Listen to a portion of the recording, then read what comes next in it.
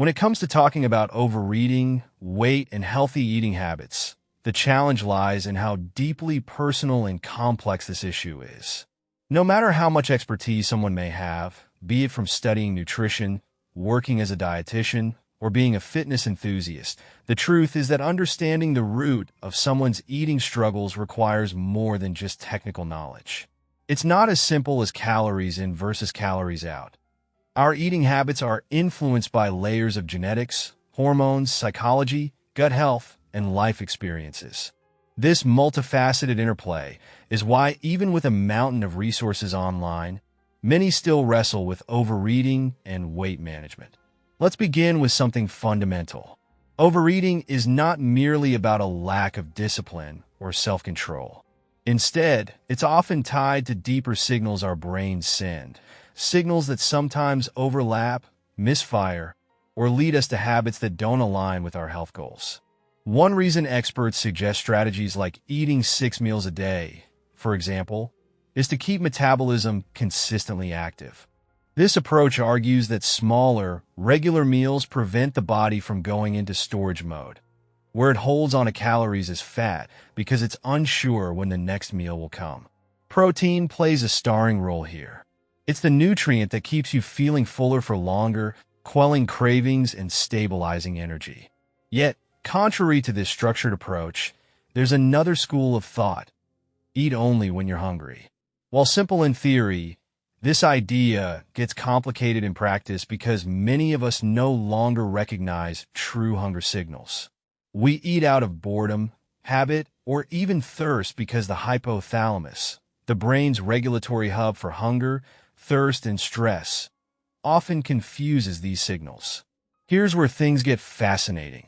The hypothalamus, responsible for keeping your body's energy balance in check, can send overlapping messages that muddle our understanding of hunger. Hunger and thirst both create sensations like a dry mouth or a gnawing emptiness, and because the brain is efficient, it often lumps these signals together. On top of this, stress frequently hijacks the hunger mechanism. Eating provides a temporary dopamine rush, a chemical relief from the strain. But it's fleeting, and soon enough, the original stress resurfaces, pushing us back to food for another dose of comfort. Boredom acts similarly. When our brains seek novelty or stimulation and find none, they send signals urging action. Food, being accessible and reliable in its ability to release dopamine, becomes the default. However, just as eating doesn't truly resolve stress, it doesn't cure boredom either. The cycle repeats, leaving us caught between fleeting pleasure and lingering dissatisfaction. And then there's the evolutionary layer. Our brains are wired to consume food when it's available. For much of human history, scarcity was the norm, and survival depended on eating what you had while you had it. Fast forward to today, where food is abundant, and this deeply ingrained instinct clashes with modern life. Your brain still operates on a feast-now mentality, even if your pantry is perpetually stocked.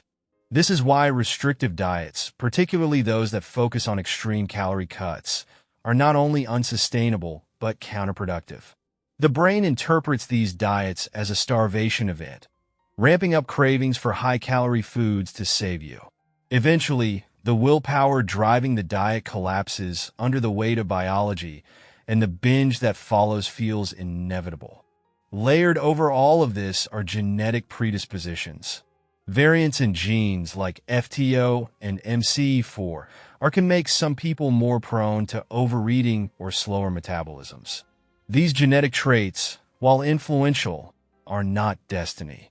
Lifestyle, environment, and habits play a much larger role in shaping outcomes. Knowing you carry such a gene isn't a sentence. It's a tool for understanding your body better and tailoring your approach to nutrition and exercise. But let's bring this back to solutions. Combating overeating doesn't require complex formulas or elaborate diets. It starts with simple, actionable steps. Drinking plenty of water is foundational. Often, what we interpret as hunger is really thirst. Protein is another pillar. ensuring meals are both satisfying and energizing. Recognizing your personal needs, your ideal protein intake, hydration level, and activity type is key to crafting a sustainable plan. Addressing the mental and emotional triggers is equally vital. When boredom strikes, engage in activities that truly stimulate the brain. Creative outlets like painting, writing, or DIY projects offer genuine engagement and counter the restless signals that lead to mindless eating. Scrolling through your phone or zoning out in front of the TV won't cut it. These lack the novelty and engagement your brain craves. For those grappling with a potential genetic predisposition, exploring tests to understand your unique makeup can be illuminating. Knowledge of your body's quirks can remove much of the self-blame and open doors to strategies that work with your biology rather than against it. Finally, there's the matter of self-compassion. Overeating doesn't make you weak or undisciplined. It makes you human. The journey toward healthier habits isn't about perfection but progress. When setbacks happen, and they will, shame and guilt have no place in your response. Show yourself grace while holding yourself accountable. Compassion is the foundation for lasting change. Your body deserves care, not condemnation. Overeating might be a habit deeply rooted in your brain's wiring, but with patience, awareness, and the right strategies, you can break free from the cycle. Health isn't just about the numbers on a scale. It's about the freedom to live fully, comfortably, and vibrantly. Until next time, remember that the smallest steps forward can create ripples of transformation. Keep showing up for yourself. You're worth it.